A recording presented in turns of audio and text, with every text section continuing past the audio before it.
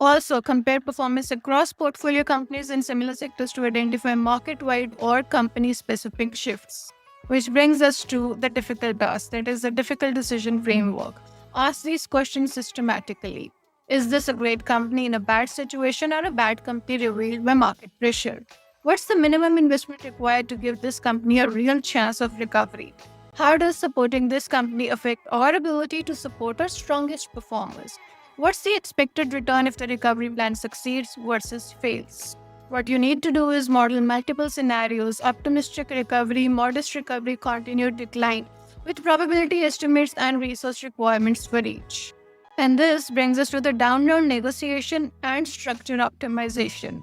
When down rounds become necessary, sophisticated structuring can protect existing investors while motivating founders. Let's try and understand the down round structure framework. First and foremost, we have the valuation and the pricing strategy. The market reality alignment. Price rounds based on realistic market conditions and not pride. Milestone based pricing. Structure pricing that improves with achievement of specific goals. Liquidation preference optimization. Protect existing investors while maintaining founder motivation. Anti-dilution activation. Understand how existing teams affect down-round dynamics. Next, let's talk about the value preservation and recovery strategy development. Beyond managing crisis, sophisticated investors focus on positioning companies for recovery and future value creation. There is a strategic recovery framework that can be followed. First and foremost, you have business model optimization.